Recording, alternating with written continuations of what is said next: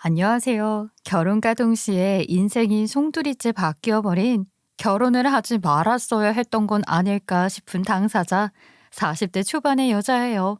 처음 사연을 보내는 지금 이 글을 쓰면서도 지난 결혼 생활이 떠올라 아주 온몸이 부들부들 떨리네요.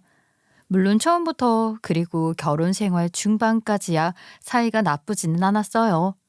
보통의 인연들이 사랑해서 결혼한 것처럼 저희도 그랬으니까요. 더군다나 저희가 결혼하기 위해 얼마나 많은 우여곡절의 과정을 겪었는지 들어보신다면 저 사람들은 그렇게 결혼해 놓고 왜 헤어졌대? 라고 하실 거예요. 어떻게 결혼을 했길래 이러냐고요? 현대판 로미오와 줄리엣, 그게 저희 부부였어요. 이야기의 시작은 저희 엄마 젊은 시절로 잠시 거슬러 올라가야 한답니다. 너희 엄마가 너 혼자서 키운다고 얼마나 고생을 많이 했는지 몰라. 그래도 이제 이렇게 자리 잡아가지고 우리 희주 이렇게 잘 키워내고 그렇지? 내가 왜 몰라. 우리 엄마 고생한 거 너무 잘 알지. 우리 외할머니도 엄마 일하는 동안 나 키워준다고 고생하고. 아, 그러게 아빠는 왜 그렇게 일찍 돌아가신 거야. 그치? 그런 소리 말어. 그래도 네 아빠 사람 참 괜찮은 사람이었어. 그냥 아쉬울 뿐이지. 이렇게 우리 희주 예쁘게 큰 거 볼 수 있었으면 좋았을 텐데. 저희 친정엄마는 동네 한자리에서 오랜 시간 아기찜 식당을 운영해 오셨어요.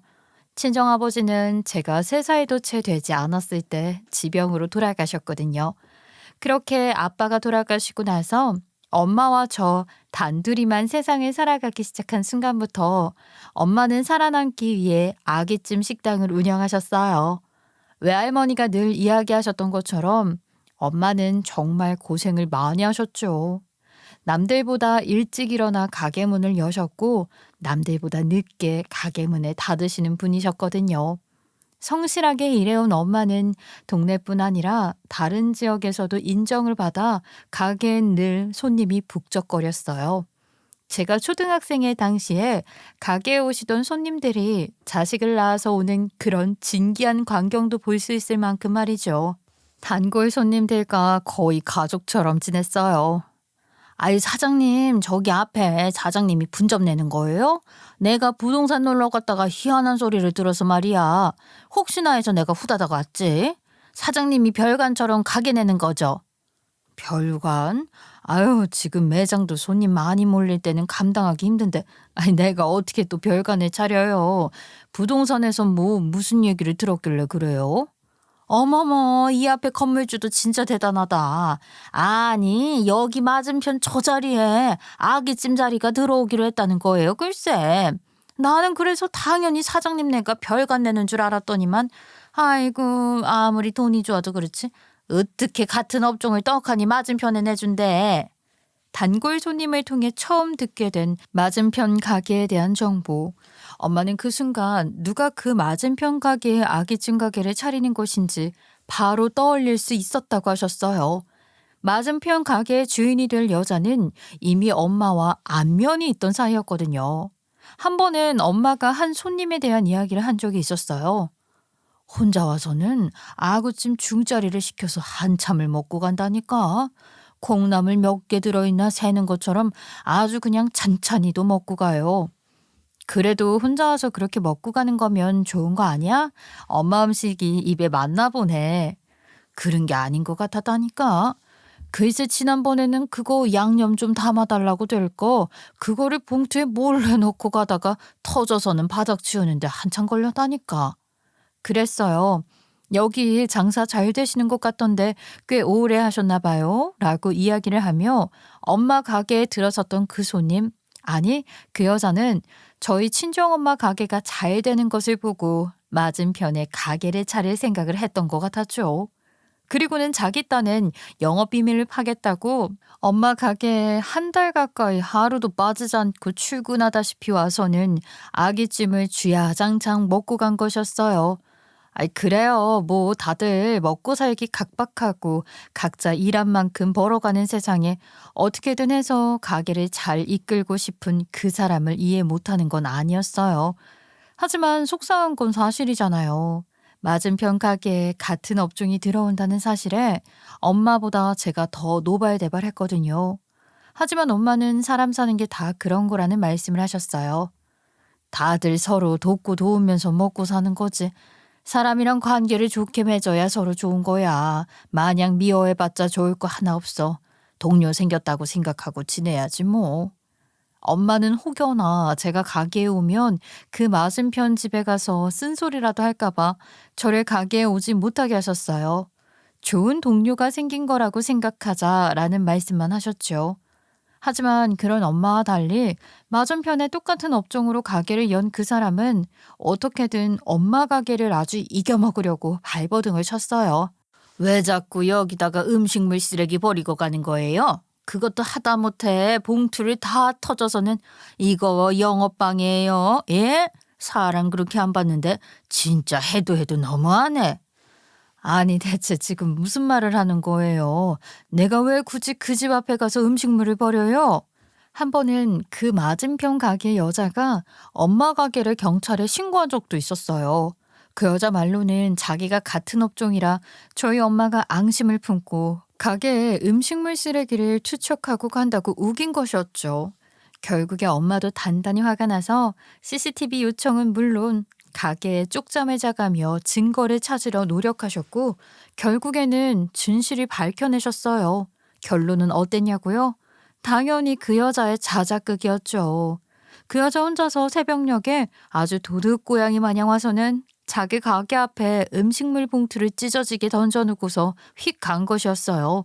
결국에 허무하게 드러난 자작극은 그 여자 스스로 발등을 찢게 만들었죠.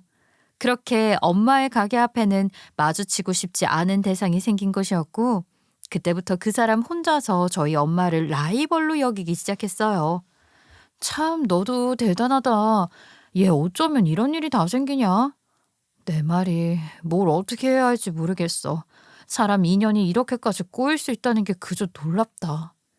그리고 저는 그 악연이라는 것이 이렇게나 질기고 오래가게 될 줄은 몰랐어요. 어찌 보면 그 악연은 저와 남편이 만들어낸 것이라는 생각이 들어요. 왜냐고요? 제가 그 여자의 아들과 그리고 그 여자의 아들은 저희 엄마의 딸인 저와 결혼을 하게 되었기 때문이었죠. 으이그 하라는 일은 안 하고 연애한 거야? 하기야 다들 두 사람 두고서 잘 될 것 같다고 이야기들 많이 하고 했었어. 앞전에 한 이야기는 농담이고 두 사람 만난다니까 내가 다 기분이 좋다. 언제부터 만난 거야? 좀 됐어요. 그러게요. 회사에서 일하라고 거래처 보낸 건데 제가 남자친구를 만들어 버렸네요.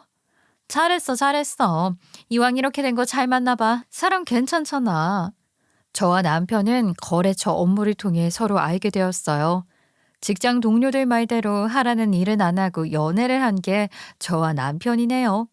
그 당시에는 일도 잘하고 사랑도 잘하는 나의 모습을 보여주겠다라는 생각으로 그 사람과 참 열심히 일하고 열심히 연애를 하였죠. 그렇게 결혼까지 약속하게 되었어요. 1년이라는 짧다면 짧고 길다면 길다고 할 수 있는 연애 기간 동안 굳이 서로 부모님께 왕래를 하지 않았어요. 남편의 생각은 어땠었는지 몰라도 저는 결혼을 하게 된다면 그때 상대방의 부모님을 뵙는 게 낫다. 괜히 피곤한 일을 만들 바에 신중히 하자라는 생각을 갖고 있었거든요. 세상에, 너는 언제 이렇게 엄마 모르게 좋은 여자친구를 사귀었어, 응? 아이고, 어서 들어와요. 아유, 세상에 너무 예쁘다. 안녕하세요, 어머니. 너무 늦게 인사드려서 죄송해요. 늦기는 무슨 다 그런 거지 뭐. 죄송할 게 어딨어. 얼른 들어와요. 그렇게 저는 결혼 준비를 하면서 당시 저의 남자친구였던 사람의 어머니를 처음 뵈었고 그분은 저를 반갑게 맞이해 주셨어요.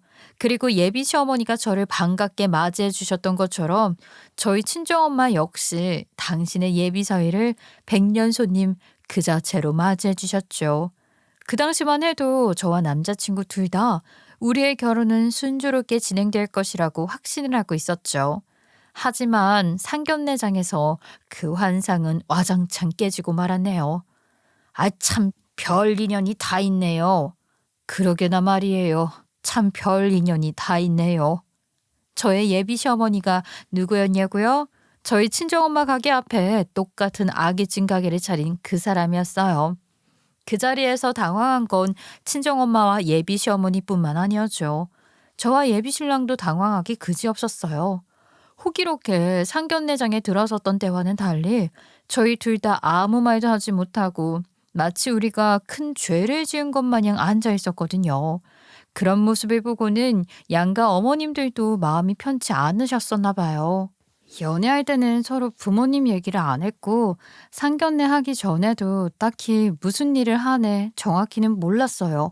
그냥 음식점 한다고 하셨고 저도 우리 엄마 음식점 한다는 말만 했을 뿐이죠. 너무 상대방 부모에게 관심이 없었다는 게 잘못된 일이었나 봐요. 너희들은 왜 이렇게 말이 없어? 남들이 보면 상견례장이 아니라 초상집인 줄 알겠다. 아니, 무슨 조상집이야. 그냥 좀. 그런데 의외로 먼저 말문이 튼 건 예비 시어머니였어요. 정말 의외였죠. 다른 것도 아니고 애들이 좋다고 결혼하고 싶다고 하는 건데 솔직히 말해서 얘네들 둘 다 얼마나 좋은 애들이에요. 그렇잖아요. 그거야 그렇죠. 애들 둘 다 서로 좋아하는 것도 눈에 이렇게 보이고. 제가 이전에 우리 사돈한테 실수한 거 그거 다 사과드릴게요. 어찌 보면 아니죠. 사실상 제 잘못으로 일이 커졌던 건데 제 잘못 때문에 아이들이 서로 좋아하는 마음 적게 하는 건 아닌 것 같아서요. 예전 일은 제가 진심으로 사과드릴게요. 그러니 우리 아이들 결혼하게 하죠. 너무 잘 어울리는 애들이잖아요. 아유, 순간적으로 눈물 날 뻔했었다니까요. 상상도 못했던 예비 시어머니의 저 발언에 저희 친정엄마도 그리고 저도 마음을 열었고요. 그렇게 저와 남편은 아슬아슬한 상황에서 구사일생하여 결혼을 하게 되었어요. 하지만 예비 시어머니가 무슨 생각으로 그 결혼을 허락한 것이었는지 저와 친정엄마는 전혀 몰랐어요. 그 여자가 어마어마한 큰 그림을 그리고 그 결혼을 허락했다는 사실을 말이에요. 이거 너희 시어머니 가져다 드려라. 이게 뭐야? 식당에 무슨 반찬을 가져다 줘. 거기도 널린 게 반찬인데. 가게에 밑반찬이 떨어졌다네. 가게 주방 직원이 그만둔 모양이야. 내가 가게 일이 바빠서 바로 코앞인데도 못 갖다 줬네. 아니, 반찬이 없으면 더 부지런히 나와서 만들던가 아니면 다른 방법을 찾아야지. 엄마는 이런 걸 뭐하러 해줘. 해주지 마. 내가 가서 얘기할게. 이거 한두 번도 아니고 지난번에도 이러지 않았어? 시어머니는 제가 당신 아들과 결혼하고 나서부터 점점 저희 친정엄마 가게에 손을 벌리는 일이 많아졌어요. 가게 밑반찬이 떨어져서 급히 구하는 거야. 뭐 굳이 가족관계가 아니어도 이웃 상인들끼리도 그렇게 도와줄 수 있는 거니 그러려니 하겠는데 뭐랄까 점점 선을 넘는다고 해야 할까요? 한두 번도 아니고 점점 그 횟수가 늘어나기 시작했어요. 그럴 때마다 친정엄마는 너무 그러지 말아라 라고 하셨지만 자식인 제 입장에서는 나 때문에 엄마가 고생하는 것 같아 마음이 안 좋을 수밖에 없었죠. 하지만 시어머니는 그칠 줄 몰랐어요. 사돈, 우리 이번 달에 매출이 영 안 나와서 말이에요. 사돈네 가게를 예약하는 손님들한테 우리 매장이 별관이라고 하고 1위를 좀 넘겨주면 안 돼요? 서로 돕고 살면 좋잖아요. 가족 좋은 게 뭐겠어요. 저건 저도 몰랐던 내용이었어요. 왜 딸 가진 부모님들은 사돈 앞에서 작아지시는 건지 너무 속상할 따름이에요. 이건 잠시 다른 이야기지만 딸 가진 부모님이라고 해서 딸 시집 보내고 시댁에 작아지지는 않으셨으면 해요. 정말 너무나 속상하거든요. 하지만 당시에 저희 친정엄마도 그러셨어요. 시어머니의 저런 무리한 부탁에도 그래, 가족끼리 돕는 거지. 내 딸이 시어머니한테 미움받는 것보다야 예쁨 받는 게 낫지 라는 마음으로 저 부탁에 알겠다고 하셨고 저희 때문에 엄마 가게 이미지에 큰 타격이 오고야 말았죠. 아니 이것 보세요. 그거 돈 얼마나 된다고 이런 식으로 장난질을 해요? 살다 내가 이런 경우를 직접 당하기는 또 처음이네. 손님 일행분들이 지금 술에 취해서 그러신 거지? 저희가 맞게 계산한 거라니까요. 취하긴 누가 취해요? 이 아주머니가 진짜. 여기 사장 어디 있어요? 예? 아유, 저희는 여기가 별관이고요. 사장님이 오다 내리셔서 한 것뿐이에요. 아이, 저 정 할 말 있으면 요 앞집으로 가세요. 거기가 본관이니까. 시어머니는 저희 친정엄마가 애써 보내준 예약 손님들을 상대로 장난질을 친 것이었어요. 음식 중량을 속여서 나가는 건 물론 계산을 할 때도 빈술병을 더해서 돈을 더 받으려다 딱 걸린 것이었어요. 그 와중에 시어머니는 자기는 그런 적 없다고 박박 우기고 자기네가 무슨 별관이라느니 하면서 모든 책임을 저희 엄마 가게로 떠넘긴 것이었죠. 결국에 경찰까지 부르게 되었고 경찰이 오는 것으로 인해 저와 남편도 그 사건에 대해 알게 되었어요. 다급한 엄마의 목소리에 남편과 함께 가게로 달려가서 겨우겨우 나서서 이를 무마하고 저희 네 사람은 자리에 마주 앉았어요. 시어머니가 여태껏 해온 모든 만행을 정확히 알게 된 저는 그 자리를 빌려 제대로 선을 그었죠. 어머니, 가게 일은 어머니가 운영하시는 거고 저희 엄마 가게는 저희 엄마가 운영하시는 건데 왜 자꾸만 무리한 부탁을 하시는 건지 솔직히 제 입장에서는 어머님이 그냥 귀찮은 거 다 저희 엄마한테 떠넘기시려고 하시는 것밖에 안 보여요. 뭐? 뭐? 예, 너 무슨 그런 생각을 하니? 나는 다 돕고 살자고 하는 거지? 우리가 남이야? 얘 말하는 게 어쩜 이리 매정하니? 아우 예, 너 왜 그래? 응? 이번 일로 사돈도 조심하실 테고 너무 그러지 말아라. 응? 제가 저리 이야기하자 당연히 시어머니는 펄쩍 뛰면서 무슨 소리를 하는 거냐. 사람 이상한 사람으로 몰고 가지 말아라 라고 하더라고요. 그 와중에 친정엄마는 또 저렇게 말씀하시고요. 저는 저 자리에서 시어머니가 말하는 것보다 저희 친정엄마가 하시는 말씀을 듣고 더 화가 났었어요. 엄마도 그렇게 얘기하지 마. 뭐가 그렇게 다 괜찮아. 어머니, 저희 엄마가 괜찮다고 하셔도 제가 안 괜찮아요. 있는 그대로 얘기해서 저는 저희 엄마 자식이에요. 저희 엄마가 어머니 도와드리겠다고 손님까지 양보해서 보내신 마당에 어머니가 거기다 가게 이미지까지 실추시켰는데 제가 이 상황이 좋을 리가 있겠어요? 어머, 너 정말 이럴래? 나는 너를 내 딸이라고 생각했어. 그런데 어쩜 나한테 말을 그렇게 할 수가 있냐? 내가 너를 너무 편하게 대해줬나 보다. 얘가 시험이 무서운 줄 모르고 할 말 못할 말 다 하네 아주 그냥. 당연히 할 말을 해야죠. 어머니 방금 저한테 딸같이 생각하신다고 하셨죠? 그럼 저희 엄마한테 더더욱 그러시면 안 되는 거 아니에요? 어머니가 하시는 거 가족끼리 서로 돕고 살자가 아니라 그냥 저희 엄마한테 어머님 일 떠넘기는 거고 가만히 앉아서 돈 버시려고 하시는 거예요. 두 번 다시 우리 엄마 가게 일이며 몸에 손 벌리지 마세요. 저는 딱 선을 그어버렸어요. 친정엄마한테도 단단히 이야기했죠. 엄마도 절대로 아닌 건 아닌 거라고 말씀하시라고 말이에요. 제가 했던 말 중에 틀린 소리 있었나요? 다 맞는 말이죠. 제가 저렇게 맞는 말만 하니 남편이나 시어머니도 아무 말 못하더라고요. 당연히 전할 일 이후로 시어머니와 사이는 멀어졌다만 그래도 더 이상 저희 엄마한테 시어머니가 손을 벌리지 않으니 다행이라고 생각을 했어요. 아이고, 저게 대체 뭐야? 해도 너무하네. 아유, 사장님, 이건 아니지 않아요? 뭐가 전통이고 뭐가 원조라는 거야. 그것도 떡하니 길가에 저런 현수막을 내놓는다고요? 아유, 이거는 상도덕이는 아니지. 됐어요. 어차피 올 사람은 오고 안 올 사람은 안 오는 거니까 저런 거 일일이 반응해 줄 필요 없어요. 정 선 넘으면 나도 그때는 가만 안 있어. 아주 그냥 구청에 불법 광고물로 신고해버리던가 할 거야. 나도 이제는 안 참아. 시어머니는 더 이상 저희 친정엄마한테 손을 벌리지 않는 대신에 마음이 삐뚤어진 걸 라이벌 구도로 상황을 몰아가며 표현하더라고요.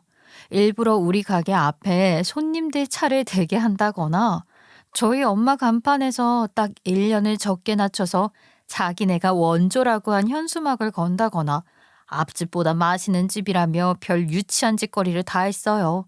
친정엄마도 참지 않고 구청에 신고해버리셨고요. 그냥 시어머니는 어른도 아니고 생각이 모자란 사람이라는 확신밖에 들지 않는 시간이었어요.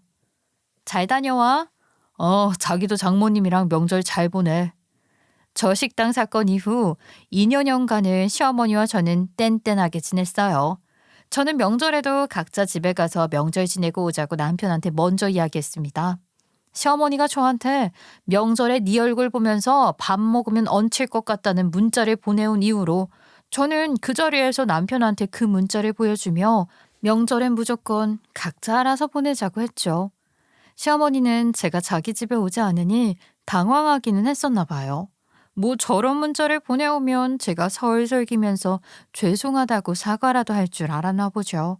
사람 잘못 본 거예요. 그렇게 저희는 말만 가족일 뿐 남보다 못한 고부지간으로 지냈어요. 남편 역시 자기 엄마가 한 일을 아니 저한테 어떠한 말도 하지 못했죠. 명절을 각자 보내고 바로 앞이 서로의 가게임에도 불구하고 남보다도 못한 사이로 지내게 된 건 늘 저희 친정엄마를 라이벌로 여기는 시어머니 때문이었다고 저는 생각을 해요. 시어머니가 저희 엄마를 라이벌로 여기고 저희 엄마를 이용해서 이득을 취하려 했던 건 저희 엄마가 돌아가시고 나서도 마찬가지였거든요. 엄마 어떡해. 엄마 안 돼. 왜 그래? 왜? 눈 뜨라고 눈. 엄마 정신 차려. 제발 눈 감지 마. 그만해. 어머니 너무 힘드셨을 것 같아. 그만해. 그만하자. 우리 엄마 어떡해. 평생 고생만 했는데 우리 엄마 억울해서 어떡해. 나 우리 엄마 못 보내. 안 된다고. 안 된다고. 엄마 죽지 마. 제발 엄마. 지금도 그 당시를 떠올리기가 조금 많이 힘들기는 해요. 평생을 그 동네에서 식당만 운영하시던 엄마는 자식 덕 한번 제대로 보지 못하시고서는 교통사고로 그 현장에서 돌아가셨어요. 가해자 차량은 졸음운전을 했다고 주장했죠. 우리나라 법 참 별로예요. 졸음운전을 했든 그게 아니든 이유가 뭐든 간에 한 사람의 생명을 앗아갔는데 죄의 무게가 참 가볍더군요. 그렇게 엄마와 저를 이별하게 해두고서 말이에요. 준비되지 않은 엄마와의 이별은 상상할 수 없을 정도로 저를 힘들게 만들었어요. 병원에 저와 함께 가준 것은 남편이 아닌 저의 친구들이죠. 남편이 왜 옆에 없었냐고요? 그건 다 이유가 있었어요. 뒤이어 그 이야기가 나오니 잘 들어주시길 바랄게요. 여러분들이 뒷목 잡고 쓰러지실 만한 이야기니 말이에요. 다시 상황으로 돌아가 보도록 하겠습니다. 새벽 4시 30분 이미라님께서 안 돼요. 안 돼요. 그렇게 말씀하지 마세요. 안 돼요. 어떡해. 여기 사람 쓰러졌어요. 사람 쓰러졌어요. 빨리요. 저는 차마 의사 선생님의 말을 들을 수가 없었어요. 제 친구들이 저를 말려도 저는 그 병원에서 미친 사람처럼 엄마를 붙잡고 울부짖었죠. 믿기지 않았었거든요. 몸은 이렇게 따뜻한데 얼굴에 혈색도 있는데 심장이 멈췄다고 하니 거짓말인 것 같았습니다. 하염없이 울다 저는 쓰러졌고 눈을 떠보니 시간은 야속하게도 흘러 있었어요. 아무리 시간을 붙들고 싶어도 시간은 흘러가더라고요. 너무 싫었지만 엄마의 빈손은 차려줄 수밖에 없었고 저는 그렇게 하루아침에 엄마의 죽음을 받아들여야만 했어요.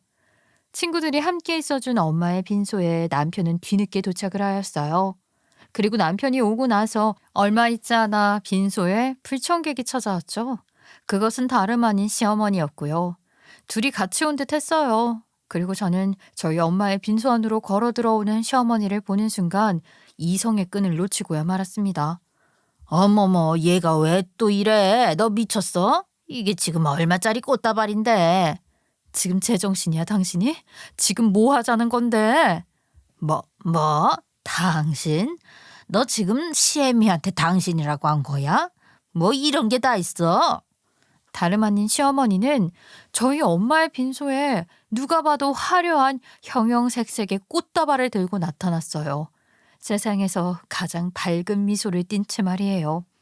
그렇게 환하게 웃으면서 저를 보며 뚜벅뚜벅 걸어오는데 정말 온몸에 소름이 끼쳤어요. 뭐 저딴 인간이 다 있나 싶었거든요. 저는 시어머니 손에 들린 그 꽃다발을 바로 낚아채 바닥에 내던지고 발로 짓밟아 버렸어요. 시어머니는 그런 저를 보면서 이 꽃다발이 얼마나 비싼 줄 아느냐 소리를 치며 후다닥 그 꽃다발을 다시 주워 담기 시작했죠. 그 꽃다발을 주워 담는 시어머니의 모습이 제 눈에는 마치 바퀴벌레가 먹이를 먹는 모습같이 더럽고 끔찍하게 느껴졌어요. 저는 경멸스러운 눈빛을 그대로 담아 시어머니한테 물었습니다. 다시 한번 말이에요. 지금 뭐 하자는 거예요? 누가 빈소에 오면서 그렇게 하고 와요. 이렇게 온 의도가 뭐냐고요. 어차피 나 어머니 오는 거 원하지 않으니까 그냥 이대로 돌아서 나가요. 나가라고요. 나도 너희 엄마 때문에 여기 온 거 아니야. 왜 그렇게 보니? 나 우리 아들 축하해 주려고 온 거야. 시어머니는 자기가 빈소에 꽃다발을 들고 온 이유는 우리 친정엄마 조문을 하기 위해서 온 것도 아니었답니다. 지 아들을 위해서 그렇게 온 것이라고 하더군요. 참나, 그 이유가 뭐였는 줄 아세요?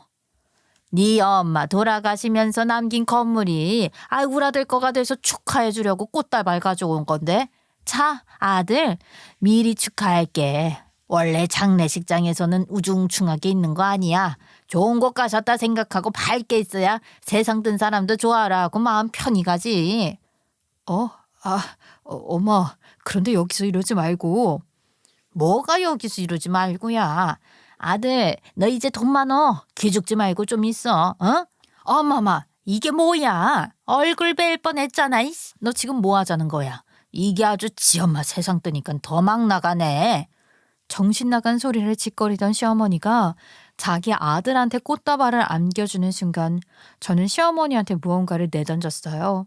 시어머니의 그 뻔뻔한 면상에 제대로 맞아떨어진 서류는 퍽소리를 내며 바닥에 널브러졌죠.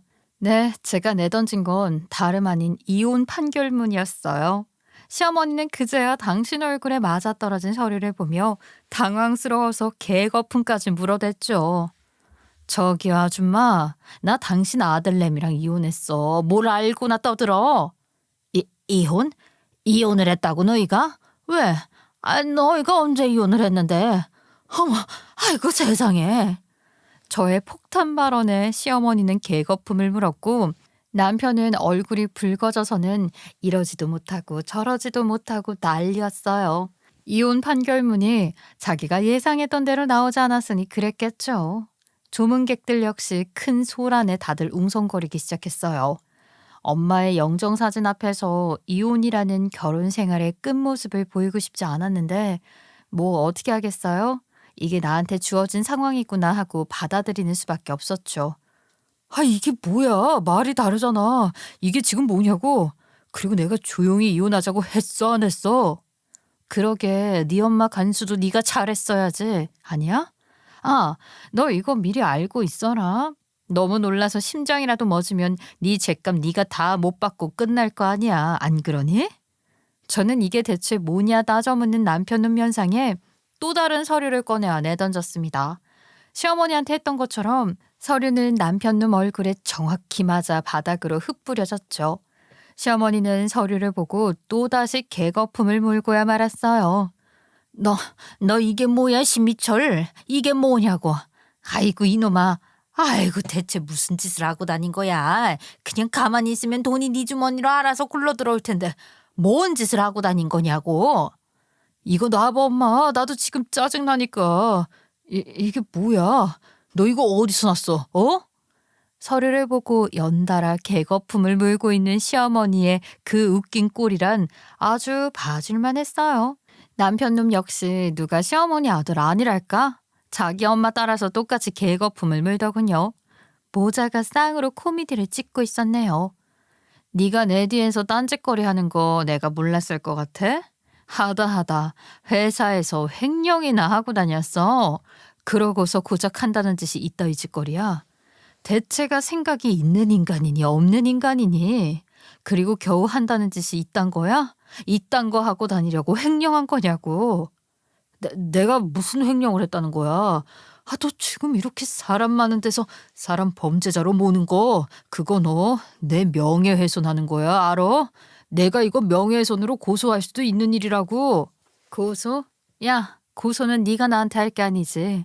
네가 지금 고소당할 판인데 왜 상황 파악 못하고 헛소리를 하는 거야? 횡령? 야, 참 대단하다. 할 짓이 그렇게 없어서 횡령을 했니? 그랬어요. 남편놈은 회사에서 횡령을 일삼은 것이었죠. 그 사실을 저와 절친한 남편 회사 직원이 제게 귀뜸을 해주었네요. 아마 조만간 남편한테 법적인 조치가 가해질 것이라면서 말이죠. 아, 내가 언니한테 먼저 말하는 게 좋을 것 같아서 얘기하는 거야. 지금 사장 눈 돌고 난리도 아니라니까. 당장의 증거 못 찾아서 그렇지 이미 심증이며 사람들이 이야기해 주는 것만 들어도 횡령 기정사실화인데.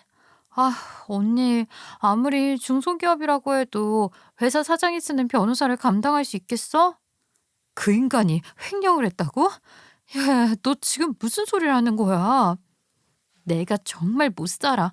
그래, 우리 회사 사람들도 처음에는 언니처럼 반응했어. 그 사람이 그럴 사람 아닐 거라고. 그런데 세상에, 다른 거래처 직원들도 다 알고 있더라. 진짜로 언니 먼저 살아야 할 거 아니야? 판단 잘해야 해, 언니. 그러면서 저한테 하루 빨리 정리하라고 이야기를 하더라고요. 조금도 눈치를 채지 못했냐고요? 네, 정말이지 조금도 눈치를 채지 못했었어요. 그것도 그럴 것이 남편은 제 주위의 모든 사람들이 저를 부러워할 정도로 저에게 언제나 헌신적이었고 저를 위해서라면 정말 하늘의 별은 물론이고 자기 목숨도 내바칠 정도로 행동을 했던 사람이었기 때문이었거든요. 더군다나 제가 남편과 연애를 하기 이전부터 봐온 남편의 직장 내에서의 모습 역시 그저 성실하고 애사심 넘치는 사람이었어요. 그러면 뭐 지금 남편분이 외도를 하시는 것 같아서 의뢰 주시는 걸까요? 아니요, 그건 아니고 그냥 저희 남편 생활을 좀 알아야 해서요. 그렇게 좀 부탁드릴게요. 저는 아마 저 당시에 남편 뒤에 사람을 붙이지 않았더라면 아무것도 모른 채 우리 남편은 그럴 사람이 아니에요 라고 하면서 바보같이 남편을 변호하려 덤벼들었을지도 몰라요. 하지만 흥신소를 통해서 알게 된 저도 몰랐던 남편의 사생활은 판도라의 상자와 다름없었죠. 저는 저 사람이 제 뒤에서 그런 더럽고 추악한 짓을 하고 다닐 거라고는 상상도 못했어요. 횡령한 건 이미 사실로 드러났고 그 돈을 가지고 아주 별짓거리 다 하고 다녔더라고요. 아이고, 이게 간혹 가다가 아내분들이 절대 모르고 계시다가 이렇게 알게 되시는 경우가 있기는 해요. 그런데 이건 좀 저도 놀랍네요. 유흥주점도 다니시고 거기서 돈도 펑펑 쓰시고 보니까 회사 인턴이라는 여자랑도 정규직 해준다는 빌미로 만남이 좀 있었던 것 같은데 일단은 저희가 찍을 수 있는 자료는 다 찍어서 출력해 뒀습니다. 그 인간은 횡령을 한 돈으로 유흥주점을 다닌 건 물론이고 이 여자 저 여자 만나고도 다녔더라고요. 아주 가관이었어요. 그 사실을 알고 나서 저는 남편한테 이혼을 구했죠. 일부러 그 인간한테 네가 뒤에서 무슨 짓을 했는지 세세하게 알고 있다는 건 말하지 않았어요. 횡령이라는 죄로 남편 놈이 거세게 죄를 받길 바라는 마음에 모른 척하면서 그 인간이 유흥주점을 다니고 회사 인턴 여직원과도 만남이 있었다는 것만 들이밀며 이혼을 하자고 했죠. 얘기를 해봐. 너 나한테 할 말 없니? 내가 무슨 할 말이 있겠어. 할 말 없어. 대신 엄마랑 장모님한테는 말씀드리지 말고 우리 둘이 조용히 이혼하자. 그거 외에는 나 정말 아무런 말도 할 자격 없는 거 알아. 무슨 소리를 하는 거야? 너는 지금 나한테 그 어떤 말도 할 자격 없는 인간이야. 알아? 그래, 나도 우리 엄마한테만큼은 내가 남자 잘못 만나서 이혼하는 거라고 알리고 싶지 않으니까 그렇게 하자. 그 와중에 남편 놈은 자기 엄마한테는 말하지 말아달라. 장모님한테도 말하지 말고 우리 둘이 조용히 정리하자. 자기가 다 잘못한 거 인정할 테니 조용히 이혼하자고 하더라고요. 저 역시 그건 같은 생각이었어요. 저는 그놈과 달리 시어머니라는 인간은 안중에도 없었고 그저 저희 친정엄마가 상처를 받으실까 싶은 마음 하나 때문에 이혼을 진행하는 과정은 철저히 비밀리에 붙였습니다. 그동안 남편 놈은 자기 짐 싸서 나가서 월세살이를 하고 있었고요. 그래서 친정엄마가 사고를 당해서 병원에 계셨을 때도 남편 없이 제가 친구들과 함께 엄마 옆에 있었던 거였어요. 어찌되었든 이혼만큼은 끝까지 이야기를 안 하려 했는데 그 인간 엄마라는 그 노망난 여자가 저희 친정엄마 빈소에 찾아와 하는 행동을 보고 있자니 아, 이것들은 인간 대우를 해줄 필요가 없겠구나 라는 판단이 들었죠. 아이, 말이 다르잖아. 왜 이혼 얘기를 꺼내서 노인네 놀라게 하는 건데? 이제 뭐 너희 엄마는 돌아가셔서 못 들으신다 이거야? 너희 엄마? 이제 네가 아주 막 나가자는 거구나. 그래, 야, 우리 엄마 이제 나 이혼했다는 얘기도 못 들으시고 너 같은 자식한테 내 딸한테 왜 그따위로 굴었냐면서 네 뺨 한 대도 못 때려. 그래서 뭐 내가 받은 상처가 얼만데 나는 너희 엄마한테 이 정도도 하면 안 되는 거야? 네 엄마가 여기 와서 한 짓거리를 생각해. 아이고 아버지, 아이고 내가 너무 오래 살았나 봐요 아버지. 나 좀 데려가요. 나 좀 데려가. 아이고. 제가 그 자리에서 남편 놈의 횡령, 저희 부부의 이혼까지 모든 걸 다 까발리고 나니 시어머니가 당연히 개거품을 물지 않고 배기겠어요? 자기 아들이 이혼하면서 위자료를 물어주게 생긴 것도 모자라 회사에서 횡령죄로 고소당하게 되었다는 걸 직접 그 서류를 보았으니 시어머니는 당당하던 그 모습은 온데간데 없이 사라지고 건물이 떠나가라 엉엉 울었어요. 저희 친정엄마의 죽음에 대한 통곡이 아닌 자기 인생에 대한 통곡을 했죠. 그렇게 한참을 울더니만 벌떡 일어나더라고요. 이 인간 같지도 않은 거, 이 정신 나간 거사. 시어머니도 부들부들 떨더니만 그대로 성큼성큼 걸어와 볼기짝을 날렸어요. 볼기짝을 강타하는 소리가 정말 귀를 찢을 듯 울렸죠. 그리고 시어머니의 거센 손맛을 본 건 제가 아는 남편이었어요. 박이 갈라지는 것처럼 쪽 하는 소리가 나더니 남편은 지 엄마한테 거세게 매질을 당해 자리에 풀썩 쓰러지듯 넘어지고 말았죠. 그리고 시어머니는 자기 아들한테 소리를 질러댔어요. 네가 아주 네 목을 발로 차는구나. 네 장모 앞으로 있는 건물이 그 건물이 그게 얼마짜린데 여자한테 눈이 멀어서 네 목을 발로 차? 너 어떻게 할래? 어떻게 할 거야? 네가 아까 나한테 그랬잖아. 너희 장모 건물 팔아서 그 돈으로 우리 주식 날린 거 메꾸자고. 너 어떻게 할래? 어떻게 할 거냐고? 아주 모자가 쌍으로 똑같지 않나요? 남편 놈은 횡령한 돈도 모자라서 그 와중에 시어머니랑 주식을 했다는 것도 제가 전날 알게 되었습니다. 자기 친구한테 얻은 정보로 자기 엄마까지 꼬드겨서 그놈은 주식에 막대한 돈을 투자했던 것이었어요. 너 우리 집 어떻게 할 거야? 어? 세상 떠난 너희 아빠가 어떻게 마련한 집인데 아우 내가 네 말 하나 믿고 그 집 담보로 대출 받아서 주식에 다 넣었는데 하다 대출까지 다른 데 가서 있는 거 없는 거 다 끌어서 거기 넣었는데 그 돈은 눈코 뜰 새 없이 그냥 휴지 조각 돼버리고 아이고 내가 다 알아서 할 거라고. 걱정하지 마. 그만 좀 울어 좀. 나도 지금 정신 심란해 죽겠는데 엄마까지 옆에서 그러면 어떻게 하냐고. 아 진짜 돌아버리겠네 정말. 어쩌면 그렇게 아무 일도 없었다는 듯이 굴면서 뒤에서는 엄한 짓을 하고 다닌 건지 아주 놀라웠어요. 시댁집 담보대출은 물론 신용대출까지 받아서 그 주식에 꼬라박은 것인데 남편 놈은 자기 친구한테 주식 사기를 당한 것이었죠. 하기야 똥파리 옆에 똥이 꼬이겠지 뭐 나비가 붙겠어요? 남의 회사 돈이나 횡령하고 여자나 만나는 놈, 주변에 있는 인간들이 그 나물의 그 밥이었겠죠. 그런데 정말 너무 괘씸하더라고요. 남편이랑 시어머니는 자기네들이 당장 집도 날리고 막대한 대출금에 어떻게 해야 하나 발만 동동 구르던 찰나에 맞이한 저희 엄마의 죽음을 좋아했다는 거잖아요. 저희 엄마 건물을 감히 자기네들이 꿀꺽할 수 있을 거라는 근거 없는 자신감을 갖고서 말이에요. 정신 차려. 이미 너랑 나랑은 이혼한 상황에서 엄마 돌아가신 거야. 근데 너한테 100원 한 푼이라도 우리 엄마 재산이 갈 것 같니? 착각하지 마. 이거 정말로 이혼 판결문 받은 거 맞아? 네가 어디서 서류 위조해서 온 거 아니냐고. 무슨 이혼 판결이 이렇게 빨리 나. 내가 넌 줄 아니? 이혼 판결이 빨리 난 게 아니라 네가 횡령한 돈 가지고 여자 끼고 놀아서 놀고 먹느라 시간 가는 줄 몰랐겠지. 너도 참 대단하다. 무섭지도 않았니? 어쩌면 인간이 그렇게까지 뻔뻔할 수가 있어. 남편 놈은 이혼 판결문이 나온 줄도 모르고 아직 이혼 진행 중인 상황인데 그 사이에 저희 엄마가 돌아가신 게 나이스 타이밍이라고 생각했던 거예요. 이혼 소송 중에도 제 남편으로서 자기한테도 저희 친정엄마의 재산에 대한 소유권이 올 거라고 생각을 해서는 말이에요. 아유, 진짜 정신 나간 생각이죠. 그 인간과 그 인간 엄마는 저희 친정엄마 건물에 대한 자기 몫을 요구하려고 했었고, 그걸로 그 빚을 갚으면 되겠다고 생각을 했던 거였죠.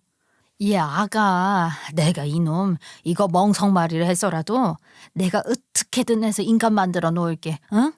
그러니까 다시 한번 생각해봐. 너희들 얼마나 어렵게 결혼했어. 아, 니네들이 그렇게 좋아 죽겠다고 결혼 허락 받으러 와서 내가 먼저 사돈 잘 지내봅시다. 아, 손까지 내밀었던 거 기억 안 나? 기억이 왜 안 나겠어요? 너무 잘나죠. 그때부터 내 인생이 이렇게 꼬인 건데 기억이 안 날 리가 있겠어요? 그리고 아줌마, 당신 아들이랑 이혼했다고요. 쫑 났다고. 웃겨. 인간이 아닌데 어떻게 인간을 만들어? 말이 되는 소리를 해야지. 나는 당신 아들 100만 트럭 가져다 준다고 해도 거들떠볼 생각 없으니까 당신이 데려가서 인간을 만들어 보든 말든 알아서 하세요. 아무것도 모르는 시어머니는 저의 엄마 건물이 자기 아들한테도 큰 몫으로 오겠다는 생각에 자기 혼자 신나서는 그 화려한 꽃다발을 들고 좋다고 나타났다가 당신 아들 때문에 집도 잃고 막대한 빚만 갖게 된 현실을 직시하게 된 거죠. 결국에 시어머니는 그 자리에서 기절을 했고 남편 놈은 엉엉 울면서 시어머니를 데리고 빈소 옆 건물에 있는 응급실로 달려갔어요. 두 모자가 빈소를 떠나갔지만 한동안 조문객들은 두 모자에 대한 이야기를 멈출 줄 몰랐죠. 그렇게 엄마의 장례식이 끝나고 난 뒤 남편과 시어머니는 제게 지속적으로 연락을 해왔어요. 아이고, 전화를 왜 이렇게 안 받니? 응? 나는 네가 번호라도 바꾼 줄 알고 얼마나 놀랐는지 몰라. 가게 찾아가도 세상에 무슨 귀신이라도 본 것처럼 다들 나가라고 그러고 말이야. 저기 잘 지내지? 내가 그놈 정말로 사람 만들었거든. 너한테 그놈 그거 내가 인간 만든 거 보여주고 싶어서 말이야. 제가 지난번에 더 이상 연락하지 말라고 말씀드렸을 텐데요. 그 인간 됐으면 다른 여자 만나서 결혼시키던가 하면 되겠네요. 저한테 전화하지 마시라고요. 그리고 저희 가게에도 찾아오지 마시고요. 한 번만 더 이런 식으로 연락하거나 찾아오면 스토킹죄로 고소할 거예요. 다시 한 번만 생각 좀 해봐. 어? 부부연이 이렇게 빨리 끊기니? 그건 아니잖아. 이전 시어머니는 물론이고 전 남편도 다시 한번 생각해달라면서 제게 주기적으로 연락을 해왔죠. 아니, 제가 머리가 어떻게 되지 않고서야 왜 그 인간들과 다시 가족이 되겠어요. 저는 헛소리 하지 말고 꺼지라고 했어요. 더 이상 연락을 해오면 스토킹죄로 고소를 하겠다고 말이에요. 경찰 얘기 나오고 법 이야기를 해도 말을 들어먹질 않더군요. 그럴 때는 어떻게 해야겠어요? 그렇죠. 실제로 보여줘야죠. 저는 찾아오지 말라고 했는데도 저희 엄마가 운영하시던 아기찜 가게에 찾아오시는 이전 시어머니를 현장에서 꼭 붙들고 경찰에 신고를 했습니다. 아니, 무슨 스토킹이에요 이게? 아, 나 얘 CM이 되는 사람이에요. CM이가 며느리한테 얼굴 좀 보고 이야기하자고 찾아온 게 죄가 돼요? 이거는 대한민국 법이 이상한 거지. 아주머니, 이미 지난번에 이분께서 이혼하셨다고 직접 서류까지 보여주셨고요. 자꾸 이런 식으로 오시면 이거 정말 단순하게 벌금으로 안 끝난다고도 저희가 말씀드렸잖아요. 여기서 저희 안 따라오시면 영업방해까지 추가돼요. 저희한테 막말하시는 것도 공무집행 방해될 수 있고요. 어떻게 하실래요? 이전 시어머니는 눈물까지 뚝뚝 흘리며 경찰을 따라 끌려 나갔어요. 그리고 결국에 이전 시어머니의 가게는 어느 순간 폐업 절차를 밟더니 드디어 저희 엄마 가게 앞에서 사라지고야 말았죠. 그리고 전 남편 놈은 횡령죄로 회사에서 해고를 당하는 건 물론이거니와 실형을 선고받게 되었다고 이야기를 들었어요. 자기가 저지른 죗값을 받은 거죠. 그래도 다행히 저한테 위자료는 다 내주고 실형 받으러 들어가서 저는 손해보는 거 하나 없었네요. 그리고 저는 현재 그 인간들 보란 듯이 저희 친정엄마의 가게를 이어받아 잘 운영하고 있어요. 다니던 회사는 그만두었네요. 이미 전 남편과 저의 사이를 아는 직장 동료들, 거래처 직원들의 얼굴을 볼 때마다 그 연민의 시선을 받는 게 너무 싫었거든요. 대신에 엄마가 남겨주고 가신 가게 일에 몰두를 하고자 결정을 하였어요. 엄마 가게를 잘 키워내는 것이 제가 돌아가신 엄마를 위해 할 수 있는 유일한 효도라는 생각이 들었거든요. 엄마와 다르게 저는 아기찜 비법을 배우고자 하는 분들에게 판매를 하기 시작했어요. 그로 인해 엄마의 아기찜 레시피를 사랑해주는 사람들이 더 많이 생겨났고요. 그리고 저는 여기서 멈추지 않고 더욱더 앞으로 나아가 엄마가 남겨주신 발자국을 쭉 이어나가려 합니다. 오늘 사연을 보내게 된 것도 과거의 일은 다 잊고 오로지 내 인생만을 생각하며 새롭게 살아가자는 마음으로 보내게 되었어요. 이제 모든 마음을 다 털고 다시 새 인생 열심히 살아가겠습니다. 저의 긴 이야기 들어주셔서 감사합니다.